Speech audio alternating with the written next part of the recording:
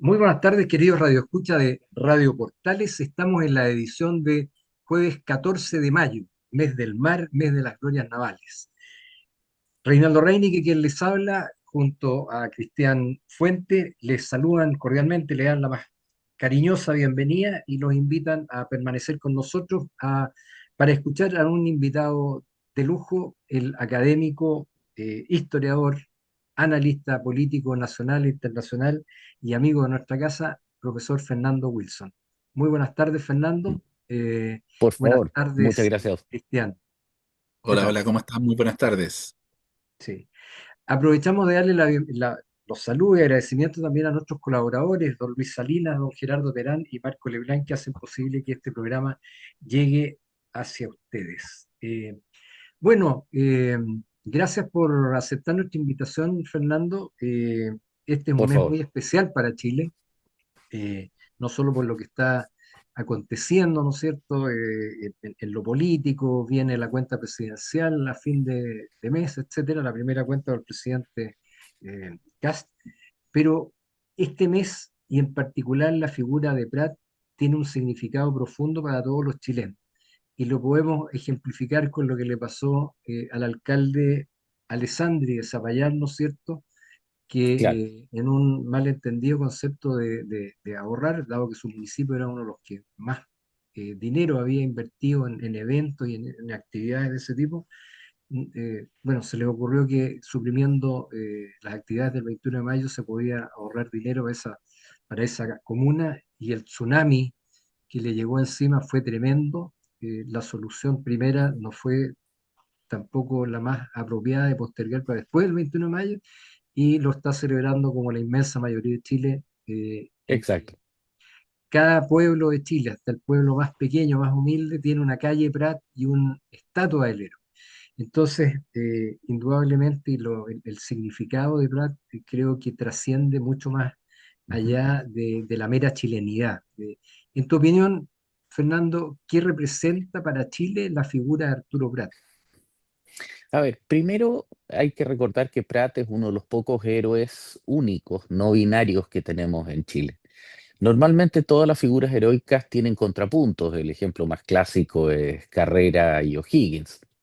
En el caso específico de Prat, se convierte en el arquetipo del ciudadano modelo del Chile de fines del 19, donde se combina el respeto a la institucionalidad, algunos lo leen como una, digamos, vinculación a la idea de la autoridad anónima del Estado portaliano, mientras que por el otro lado es también una, digamos, un devoto padre de familia. Por favor, el epistolario está ahí, es alguien, es algo que no es inventado, no es impostado, no es la típica imagen del héroe eh, construido comunicacionalmente, sino que al mismo tiempo también demostró ser un oficial de marina que estaba a la altura de las circunstancias y que en el momento de la situación eh, supo cumplir con su deber. Entonces, en ese sentido me parece fundamental recordar a Pratt como un ser humano. Conversaba hace un tiempo atrás con mi señora precisamente sobre esta situación, y Pratt era un hombre que tenía mucho que perder. Una familia maravillosa, una carrera brillante, un futuro, digamos, tanto en el servicio naval como en el ejercicio liberal de su profesión de abogado. Eh, Tenía mucho por lo cual seguir viviendo. Nadie lo hubiese condenado por aceptar términos de una rendición digna. Sin embargo, tenía un sentido del deber, él y su gente, que lo llevó a protagonizar el hecho heroico del combate del 21 de mayo. No es menor el hecho que una dotación de poco más de 200 hombres, incluyendo los pasajeros, etcétera, que estaban a bordo accidentalmente, el señor Cabrera, etcétera, eh, se salvaron 48. Por lo tanto, hay un compromiso que en un combate que duró mucho más de lo que Grau esperaba fuera simplemente una breve detención en su viaje a interceptar el convoy de tropas que estaba destinado a Antofagasta. El combate adquirió no solamente el problema que fue, sino que finalmente también terminó perdiendo a la independencia, destruyendo el breve intento peruano de conquistar el control del mar en la Guerra del Pacífico, que se extiende gruesamente entre el 15 y el 21 de mayo. De ahí hasta el 8 de octubre es una campaña de negación del mar, pero en términos estrictos, no solamente Pratt demuestra ser el mejor ejemplo de ciudadano de la Constitución de 1833, sino que al mismo tiempo un marino dedicado que le entrega a Chile una victoria estratégica en términos de la fuerza sumando, digamos, en este caso concretamente Condel en Punta Gruesa, consigue dañar definitivamente el poder naval peruano e impedirle poder disputar el control del mar a Chile. Cristian. Eh, bueno, la visión que tiene y nos entregó el profesor Fernando claramente que es una visión muy robusta y bien argumentada de varios puntos. Yo quiero aterrizarlo a algo más simple, ¿ah? Las imágenes que nosotros vemos de Prat, ¿cierto? Y del combate naval son imágenes, por supuestamente retratadas, ¿cierto? Pero son imágenes bien sencilla, ¿cierto? De este combate con poco armamento, claramente no con las tecnologías que contamos ahora, etcétera, pero sí con un gesto tremendamente osado y valiente. Yo creo que Pratt un poco nos ha entregado con todo lo que hemos estudiado en el colegio y en general en la vida, ¿cierto? Nos ha entregado el valor de la valentía y de cómo entregar su vida por un propósito de la bandera de nuestro país. Y yo creo que eso para nosotros, y en particular para mí, ha Ujú. quedado como muy marcado de cómo esta persona, ¿cierto? En un combate que parecía muy desigual, de hecho, de ahí se acuña la frase, ¿verdad? De que la contienda es desigual. El tipo salta y va sabiendo quizás que va a perder, pero salta por un compromiso, por un amor a la bandera y también por el ejercicio del liderazgo de su equipo, de su escuadrón. Por lo tanto, para mí es valentía o amor a la bandera y, por supuesto, los valores del respeto y el cariño y el amor a Chile. Sí, ahí yo quisiera hacer un matiz también que es importante y que no lo reduce. El acto de Pratt no es un sacrificio, no es un suicidio por la bandera. Él le había tocado traducir en la década del 70, 60, perdón, el manual de tácticas no recuerdo en este minuto, me da por decir el elemento Tucker, pero Tucker era el almirante confederado que contrataron los peruanos para eventualmente atacar las Filipinas. Pero era un manual de un oficial de marina americano en el cual se planteaba que precisamente en una acción de estas características, es decir, un buque sin blindaje de propulsión mixta versus un ironclad, un blindado, como era el caso del Huáscar, el abordaje era una de las soluciones primarias. Y en ese sentido, Pratt, cuando Thompson y la partida de abordaje de la Esmeralda se trasladan al Aptao para el ataque del almirante Williams sobre Callao, ordena la formación de una nueva partida de abordaje. Y pocos días antes, de hecho, me parece recordar que fueron las memorias de Uribe, que menciona que le habían reportado a Prat el 20 de mayo que el 25 esperaban tener listos ya los chuzos, los ganchos de abordaje, etcétera, para que la nueva partida de abordaje estuviera lista. En ese sentido, el problema que tuvo Pratt fue que Grau, comprendiendo lo que comenzaba a ocurrir, a ver, la mecánica de los espolonazos era bastante particular. El Huáscar se lanzaba contra la Esmeralda, descargaba primero un cañonazo con metralla de la torre para impedir precisamente que lo abordaran, y luego cuando se despegaba, descargaba el otro.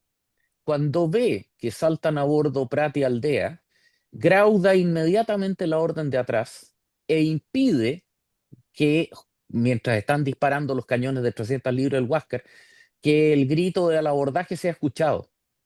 Y en esa situación es como Serrano, en el segundo espolonazo, salta y alcanza a cruzar con 14 hombres, los cuales alcanzan a amarrar al Huáscar, pero la potencia de máquinas del Huáscar los despega. ¿Qué es lo que estoy tratando de decir con esto? Que la dotación de la Esmeralda estaba tratando de ganar una batalla. No estaba en una suerte de sacrificio ritual. Sabía que estaban en condiciones dificilísimas, pero seguían peleando. Y cuando se produce el Consejo de Guerra y se clava la bandera, vuelvo a insistir, no es un suicidio, es un intento desesperado, pero de pelear y ganar una batalla. Y ese es el espíritu que a mí me parece extremadamente valioso de rescatar. Prat y su gente no es que se hayan sacrificado por nada, intentaron hasta el mejor de su fuerza cumplir con su deber, que era ganar una batalla naval. Y estuvieron a pocos días de haberlo conseguido, a pocos días de haber tenido las herramientas para hacerlo. De hecho, otro argumento es que eh, hay varios reportajes, por ejemplo, el trabajo de Eloy Caviedes, que en su momento transcribió y publicó Piero Castañeto, que varios de los sobrevivientes se quejaban de no haber tenido munición perforante para los cañones de 40 libras. Si hubieran tenido tiros Palliser, otra cosa cantaría. Ah, porque esa es otra cosa. El Huáscar no se las llevó peladas. Todo lo liviano en las estructuras del casco fue destruido. En botes, pescantes, las falcas, digamos, que protegían la cubierta en navegación en mala mar, los mismos palos, todo el encordado del aparejo, todo eso fue destrozado por el tiro de artillería y fusiles chilenos. Por lo tanto, eh, esto fue realmente una cosa bastante más complicada para Grau de lo que él esperaba que hubiera sido. Fernando, a mí lo que me ha llamado la atención en general, y creo que ha habido un vuelco un poco desde el año 2019, los desórdenes estudiantiles, que he visto en esto, en los homenajes de estudiantes, como un vuelco a algo que era tradicional, por lo menos cuando yo era niño, que soy acá el más viejo Ujú, de este panel.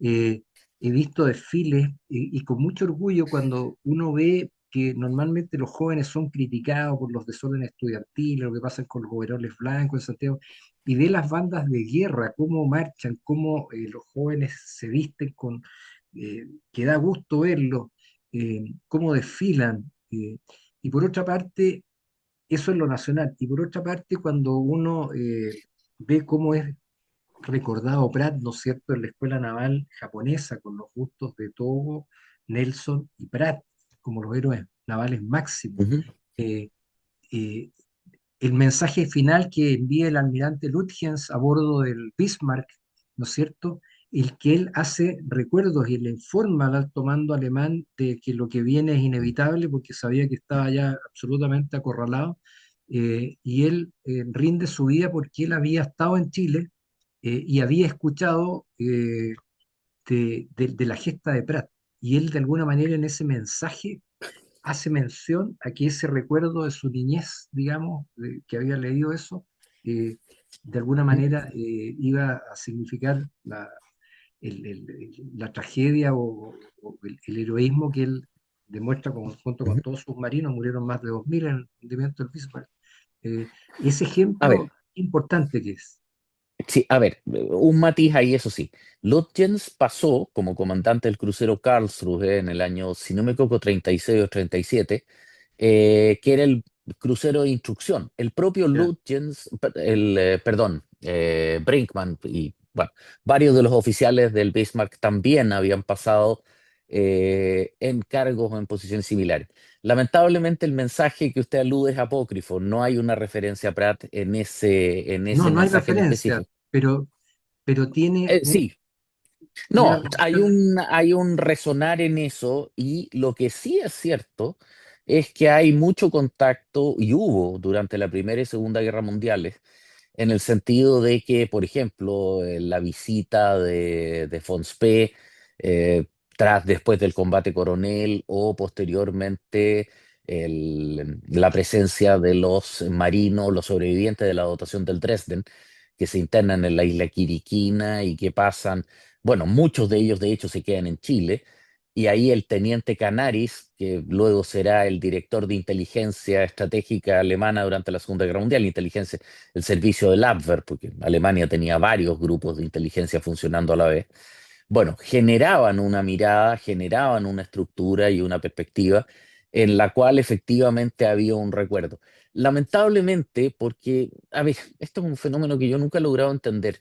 Si la verdad es que el combate del 21 de mayo tiene tanto para destacar por sí mismo, eh, ¿cuál es la necesidad de inventar cosas que al final del día, y no me refiero a lo que mencionó usted, por favor, sino que en general a las redes sociales y a grupos, etcétera, que tratan de eh, generar aproximaciones apócrifas que claramente ni siquiera son necesarias? A mí me tocó, bueno, escribir algunos de los artículos, de algunos de los capítulos de el libro Pratt que publicó la entonces Corporación Arturo Prat.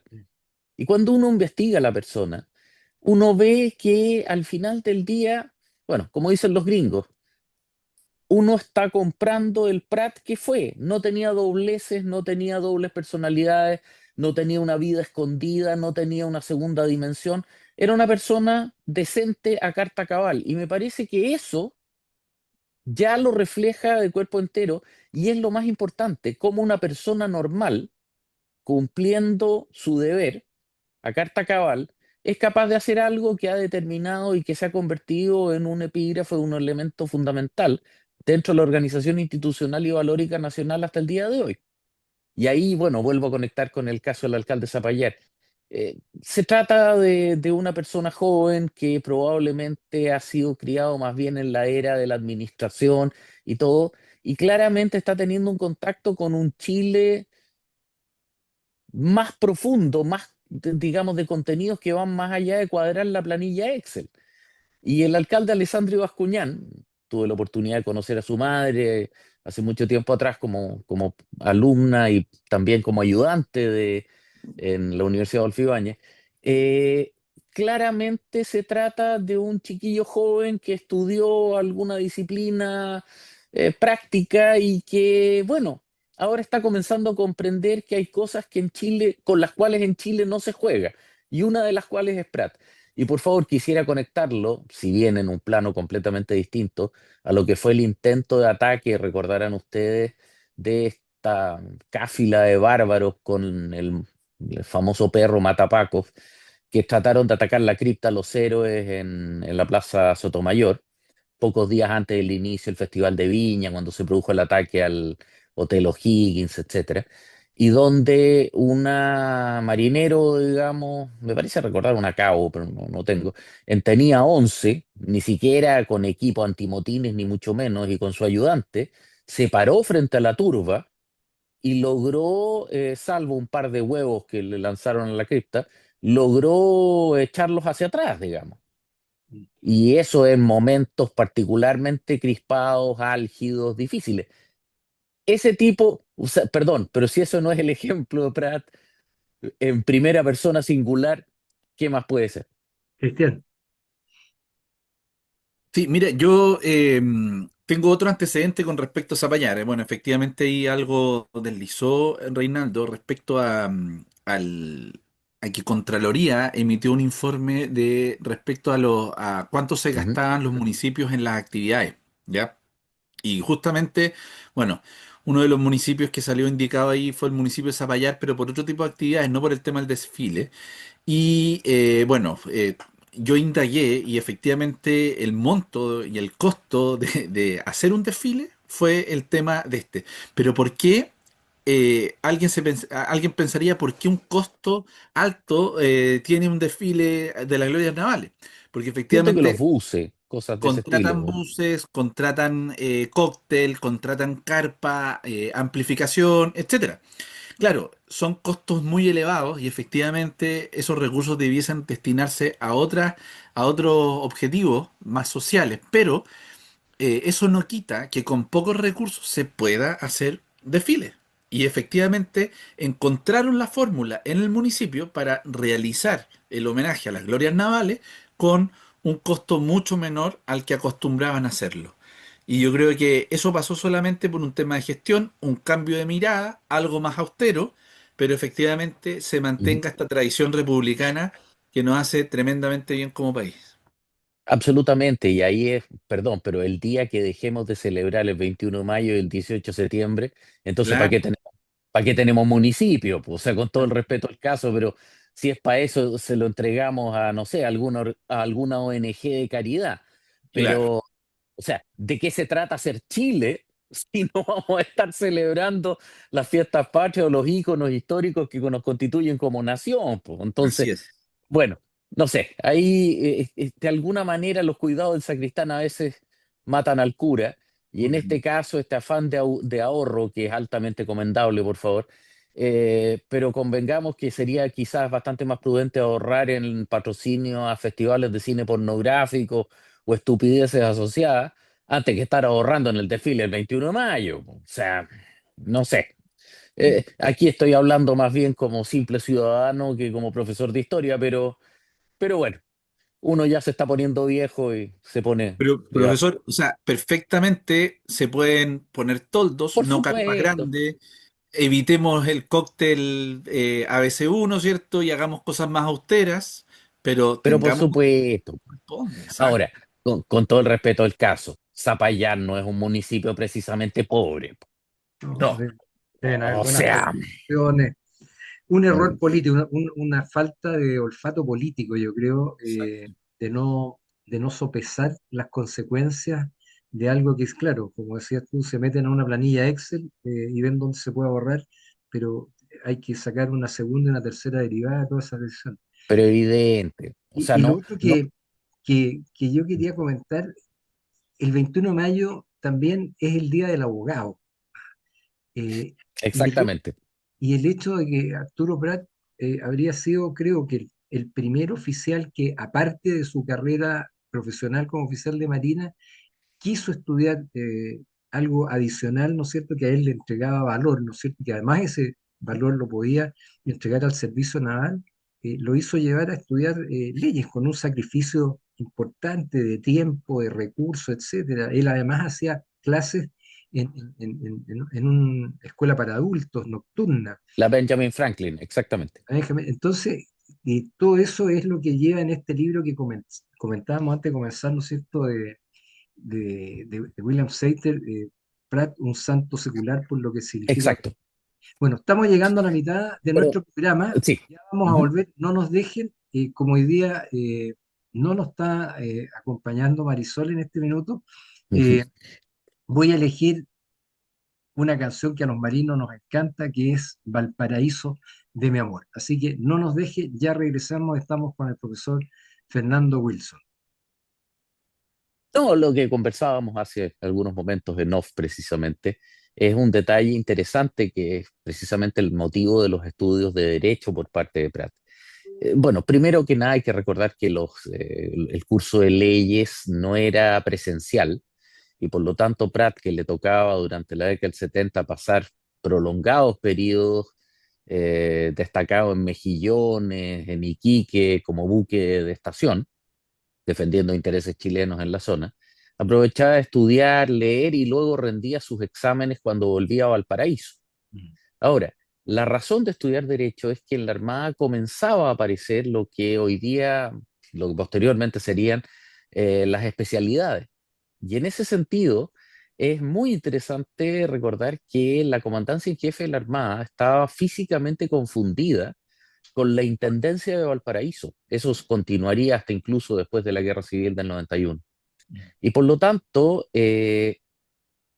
la preparación de Prat como abogado le daría precisamente una calificación para poder asesorar al intendente de Valparaíso, a la sazón Eulogio Altamirano durante la Guerra del Pacífico, de los aspectos procedimentales y manejo institucional respecto al Ministerio de Marina, que progresivamente se iría confundiendo también con el Ministerio de Guerra y se fusionarían ambos como Ministerio de Guerra y Marina.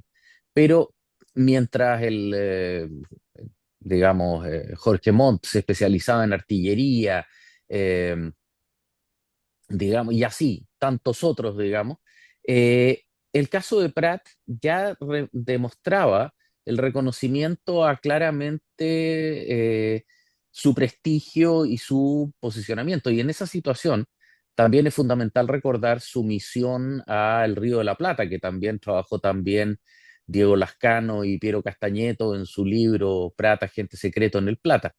De hecho, el primer libro de Piero, es gran amigo de toda la vida, y que muestra precisamente cómo, preguntado de un ojo altamirano que le recomendaran un oficial discreto y confiable, recomienda inmediatamente a Prat y es mandado llamar a entrevistarse con el presidente de la República en su oficina en La Moneda, y él narra precisamente su viaje en una carta, en el expreso nocturno a Santiago, y que llega tan temprano que pasa a visitar a un familiar antes de ir a La Moneda y ser recibido nada menos que por Aníbal Pinto, digamos, presidente de la República, para enviarle toda esta, para darle la misión de ir a examinar los buques argentinos.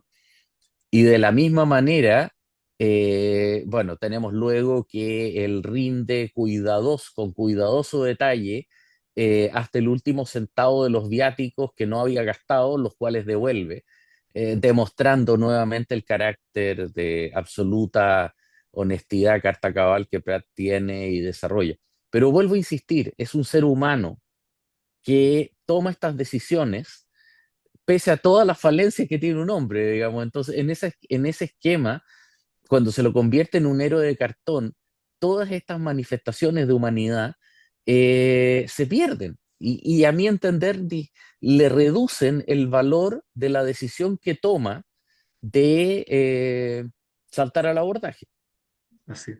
Oye, y sobre lo que mencionabas de esa, de ese doble sombrero que tenía, ¿no es cierto?, el Exacto. intendente como autoridad política y jefe de la Armada, de la institución, Ujú. que en ciertos periodos de la historia muchos políticos estaban discutiendo que se le reintegrara, se devolviera el edificio de Armada de Chile, ¿no es cierto?, al gobierno regional por cuanto eso pertenecía, pero claro, se olvidan que esa figura además era el jefe de la Armada.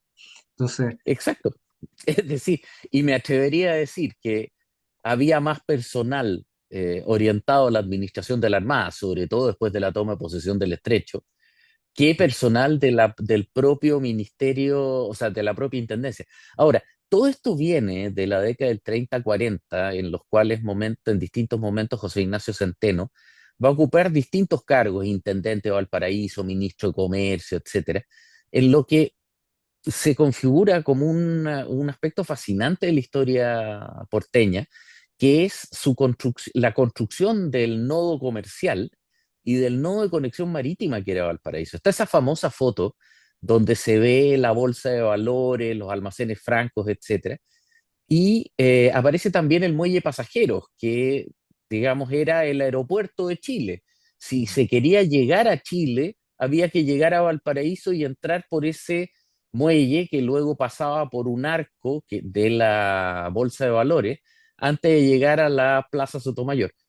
Recordemos que esa Bolsa de Valores, cuando se mueve luego la bolsa a la calle Prat, se dona a la Marina para la construcción de la cripta de los héroes.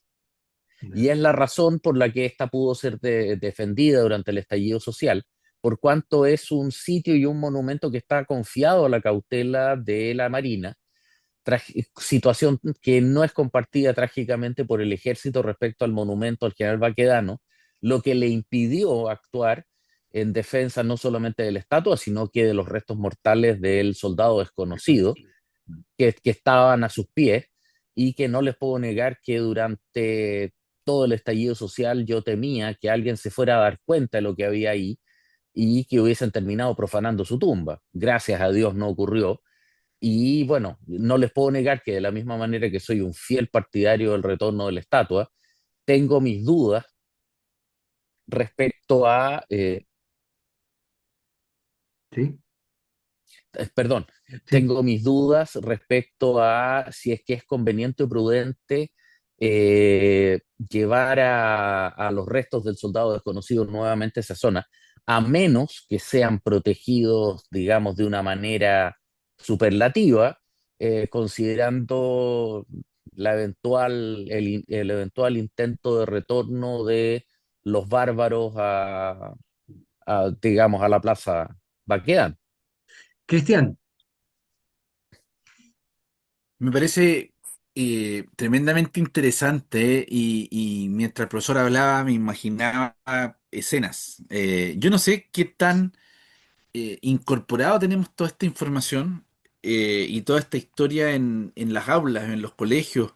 Yo quisiera preguntarte a ti, profesor Fernando, Ujú. ¿cómo ves tú este legado impregnado en el aula de nuestros estudiantes? ¿Se ha perdido en el tiempo? ¿Cada vez se toca menos el tema?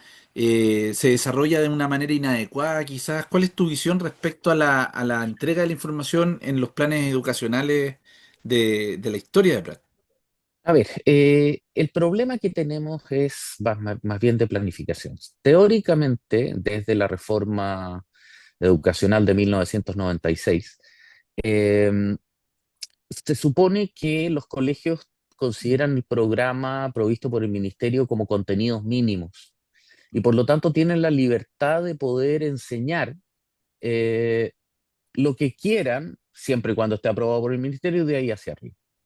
El problema es que en realidad los contenidos mínimos son masivos, lo que hace que no exista espacio para poder enseñar nada más. Para peor, existe un criterio ultra pragmático que viene de la década del 30, etcétera, donde se confunde la formación escolar, particularmente la secundaria, que debería estar destinada a formar ciudadanos, personas con una visión más general de la realidad, a básicamente un propedéutico orientado a la educación superior, ya sea técnica o profesional. Por lo tanto, vemos cómo década tras década se reducen las humanidades y se las reemplaza por por más horas de matemáticas, más horas de, bueno, el contenido que esté de moda.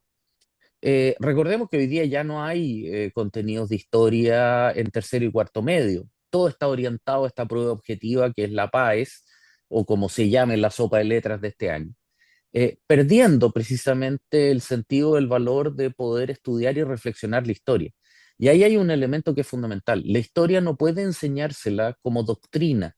No hay que confundir a la historia con la crónica, la mera narración de hechos ubicados en el tiempo, sino que la reflexión y el debate sobre la base de fuentes reales y veraces.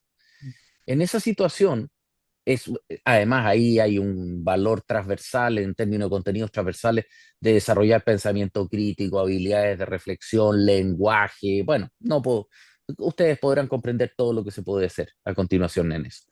Pero nosotros en este momento estamos obsesionados con que el chiquillo sea capaz de resolver ecuaciones matemáticas, no sé, ejercicios de física y por supuesto brutalidades en las pruebas de historia, como por ejemplo insistir que de dónde a dónde vivían los indios cuncos, con todo el respeto al caso, en la prueba de historia. Con todo el respeto al caso, pero eso no es historia. Bueno, eso es una estupidez, pero en el sentido que está fácilmente accesible a través de cualquier base de datos digital instantáneamente a través del teléfono. O sea, eso no es para una prueba. Pero claramente tenemos un problema grave en la conceptualización de qué es lo que es importante enseñarle a los chiquillos, más aún en un mundo, ahora más encima con inteligencia artificial, donde la mera memorización de información ya no tiene sentido. Lo que necesitamos es preparar al chiquillo para que sea capaz de entender y usar esa información.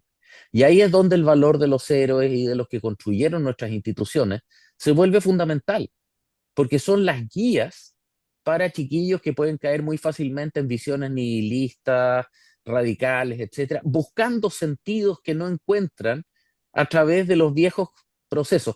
Yo creo que todos los que estamos acá reunidos en este momento recordamos grandes profesores que tuvieron influencia gigante en lo que posteriormente hemos podido ser como personas. Hoy día al profesor de aula se le mata la vocación y al mismo tiempo se le estrangula con docenas y docenas y docenas de funciones burocráticas que Sí, pierden todo el sentido respecto a la capacidad de enseñar cosas importantes, no, el sentarse a tiempo, reflexionar y discutir.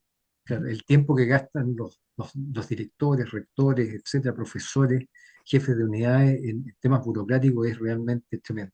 Pero pasemos, que nos queda poco Ujú. tiempo, así que queremos Por estrujar favor. acá al profesor Fernando Wilson, en que siempre uno aprende algo con el doctor Wilson. Así que nuestros Ujú. radioescuchas seguramente están muy interesados. Se ha hablado mucho en esto último y provocó polémica el traslado de la Expo Naval. ¿No es cierto? Ujú. La Expo Naval comenzó el año 1998 con una periodicidad de 2 años y se traslada a Santiago por varios motivos, atendiendo una serie de explicaciones de por qué no Valparaíso. En su opinión, distinguido profesor, ¿cómo ve ese tema de trasladar? ¿Cuáles serían los pros y cuáles los contras de trasladar esta actividad a Santiago? A ver, primero que nada es una tragedia, o sea, y sin ambajes y dicho directamente. Es la confirmación de que Valparaíso ya no ofrece las condiciones para poder desarrollar una feria de estas características. Recordemos, por favor, que esto no puede ser considerado como un hecho que ocurrió sin advertencia previa. La misma Expo Naval estuvo deambulando, en algún momento se la hizo en Torquemada, en la base aeronaval, en otros momentos en la cancha de fútbol frente al Club Naval de Campo de las Salinas, en el terminal de pasajeros, etcétera. Es decir, desde ya había un problema básico en términos del lugar donde poder instalar una feria de la complejidad y sofisticación que representa una feria de estas características, donde se exhibe armamento, donde se exhiben elementos que requieren medidas de seguridad extrema, condiciones de hotelería, transporte, seguridad, facilidad de acceso desde los aeropuertos y un largo etcétera. Ahora, eh, esto entiendo que es una decisión que toma la FISA, es decir, la Correcto. No es la oficina Armada. organizadora, no es la Armada. Y dentro de esa misma situación viene el problema de por qué la FISA toma esa decisión. Algunos atribuyen el hecho que la FISA habría comprado su propio espacio donde realizar esta circunstancia, pero no podemos negar el hecho de que en reiteradas ocasiones, yo soy un asistente regular, en algunas ocasiones me ha tocado exponer en el seminario que se lleva a cabo en la misma Expo Naval, eh, me ha tocado, o sea, me tocaba interactuar con, digamos, representantes de otros estados, etcétera, británicos, franceses, alemanes, holandeses, norteamericanos, etcétera, y les llamaba la atención las malas condiciones en las que se encontraba la ciudad. Por ejemplo, salir de Expo Naval en el terminal de cruceros, cruzar por la estación Miramar del Merval, digamos, a la avenida Errázuriz, era duro, digamos, era una cosa compleja. De hecho, hubo que hacer toda una maniobra para que los Uber pudieran entrar al terminal. Bueno, ¿a qué es lo que voy con esto? No lloremos hoy día algo de lo que hubo docenas de advertencias previas y hoy día, bueno, es una tragedia. Ahora, ¿cuáles son los factores a favor? Bueno, evidentemente el hecho de que si se realiza en Santiago está mucho más cercano a las autoridades políticas y a los tomadores de decisiones estratégicos respecto a esta situación. Una pena y una tragedia, reitero. Bueno, Cristian, nos quedan Yo, pocos minutos, así que sí, tratemos sí. de... Yo solamente quiero emplazar de manera muy respetuosa y positiva, ojalá alguien que Mm. pueda llegar con este comunicado tanto al municipio de Valparaíso y Viña del Mar, por de verdad demostrar querer el puerto, demostrar querer y resguardar el título de capital marítima que tiene Valparaíso respecto a este tipo de eventos, de cómo una municipalidad liderada por un alcalde tiene que salvaguardar este tipo de actividades que llenan el espíritu de una ciudad puerto como Valparaíso. Así que solamente eso, pedirle a los concejales, pedirle al alcalde que efectivamente generen todas las condiciones adecuadas para que estos tipos de eventos que son tan importantes en términos económicos, turísticos y de sello del puerto no se vayan. Perder la Expo Naval pueden haber muchas razones, ¿eh? Los stakeholders pueden estar en Santiago, todo lo que tú quieras, pero es algo identitario de nuestra ciudad puerto que Catastrófico. no se puede A perder. ver, solamente una cosa. Por lo menos en 6 ocasiones se ha discutido la construcción de un gran centro de convenciones en Viña del Mar. Eso quizás hubiera salvado la Expo Naval. Nunca se ha querido hacer. Ahí está la consecuencia. Esto es, por favor, una agonía que por lo menos desde hace 4 exponavales atrás ya se venía hablando de, oye, la próxima capacito que la hagan en Santiago. ¿Hasta qué pasó? Mm. Bueno, aprovechando los últimos minutos que nos quedan, ¿qué es lo que pasa en el, ya, porque como que ha quedado un poquito atrás, Ujú. ¿qué es lo que pasa en el Golfo Pérsico? ¿Cuál es la visión que tú tienes respecto de cómo podría ser las próximas 4 semanas? Estamos cerca de un acuerdo. Hoy día los países, Arabia Saudita, por ejemplo, ha generado Ujú. oleoductos que permiten obviar absolutamente el estrecho de Hormuz, aparentemente, y China mismo están trayendo su petróleo necesario para sus operaciones de otros lugares. ¿Cómo ves tú que se puede resolver ese tema y qué impacto podría tener en nuestro país el que eso se solucione, ojalá a la brevedad? Ujú. A ver, hay un problema ya a estas alturas estructural. El petróleo del Golfo Pérsico ahora tiene una prima de riesgo que es lamentablemente inexorable. Los daños que han sido generados a la industria petrolera del Golfo, tanto iraní como de los Estados Árabes, también es muy importante y probablemente durante cerca de un año no se va a normalizar el mercado. Para peor, está el caso de que Malasia e Indonesia, proveedores alternativos, rivales de los árabes del Golfo, están ampliando masivamente sus capacidades de refinación. Por lo tanto, claramente esto, de alguna manera, árabes e iraníes están perdiendo una cuota de mercado considerable. Pero, como se mencionaba acá, los árabes lo están resolviendo a través del gran oleoducto y gasoducto transarábigo que cruzaría Arabia Saudita hasta el puerto de Jeddah en el Mar Rojo, lo que permitiría generar nuevamente una nueva ruta. Pero ahí viene el problema de que están los Houthi en el Bab el Mandeb, es decir, esto obligaría a sacar los petroleros por el canal de Suez, con restricciones de tamaño, calado, manga, etcétera. Es decir, todo esto está apuntando básicamente a la desarticulación de la capacidad del Golfo Pérsico de ser un proveedor seguro de petróleo. Ahora, el drama que tiene esta crisis es que ambos bandos están en una posición imposible. Estados Unidos, Trump en particular, no puede retirarse sin algo que parezca victoria para poder tratar de restabilizar su posición frente a las elecciones midterm de noviembre. Irán, por el otro lado, la Guardia Revolucionaria Islámica no puede aceptar nada que no sea las condiciones que reiteran majaderamente ya por quinta vez, donde exigen no solamente el reconocimiento de la soberanía o el control del estrecho de Hormuz, sino que además reparaciones de guerra, junto con el levantamiento de las sanciones. Todas estas circunstancias hacen que lamentablemente el conflicto tenga todavía una fase prolongada por delante y que no sea descartable la reanudación de operaciones militares por parte de las fuerzas norteamericanas y ahora también una coalición de voluntades occidental, británicos, franceses, etcétera, que pudiesen tratar de establecer un régimen de escolta a los petroleros que cruzan el estrecho de Hormuz. Por favor, esto ya ha existido con anterioridad. Durante la década de los 80 hubo un extenso proceso duró durante toda la guerra en Irak, de formaciones navales norteamericanas, británicas y francesas que escoltaban petroleros a través del estrecho de Hormuz. Incluso los británicos llegaron a basar permanentemente una flotilla de buques de medidas contra minas en Bahrein, una fragata y una larga serie de otras unidades.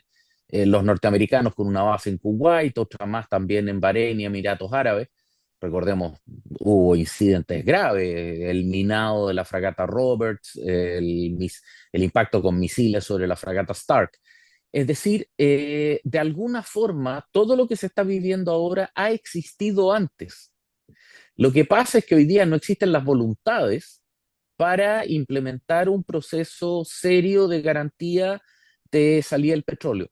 Esto se debe probablemente también a la erraticidad de la conducción política de Arabia Saudita, que en un momento apoyó a la participación norteamericana en la Operación Freedom de escolta de convoyes. Luego Arabia Saudita prohibió el uso de sus propias bases por medios norteamericanos, aviones particularmente. Ahora se trata de Emiratos Árabes Unidos y Qatar, están muy agresivos contra Irán, reemplazando de alguna manera a Arabia Saudita como principal potencia árabe en el Golfo Pérsico. Es decir, hay un enredo bastante grande donde no es descartable para nada que haya una nueva ronda de violencia de operaciones de combate que se desarrollen, al menos para desarticular la capacidad militar iraní en relación al Golfo, perdón, en relación al el estrecho de Hormuz.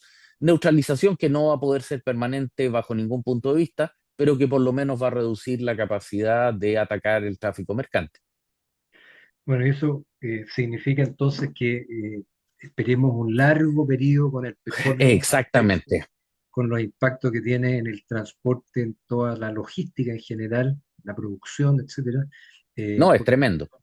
los gobiernos en general y en particular el nuestro va a tener que jugar un dato de la ecuación, por lo tanto vamos a tener que buscar qué otras medidas se pueden Claro. adoptar para tratar de Bueno, de hecho, salir del hay del una parado extremo, ¿sí? claro, hay una paradoja, que es que cortesía de esta crisis, eh, el precio de los combustibles en Chile, si bien subió masivamente hace algunas semanas atrás, poco más de un mes atrás, es hoy día uno de los más bajos de la OCDE, precisamente porque Estados Unidos hoy día está pagando cerca de $4,5, es decir, cerca de 4.500 pesos el galón, es decir, los 3,7 litros. Mm. Considerando que Estados Unidos es productor de petróleo, de hecho es exportador de petróleo, ya se estaba hablando de la suspensión del impuesto federal a los combustibles.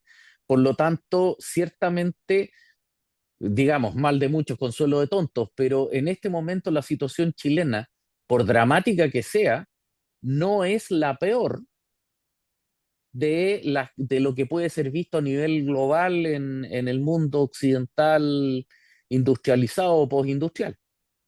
Y eso algún costo político sin duda le va a llegar al señor Mr. Trump. Exactamente, Bueno, exactamente. nuestro querido amigo Fernando Wilson, distinguido académico, historiador, nos ha dado como siempre una clase de historia importante y también de análisis internacional.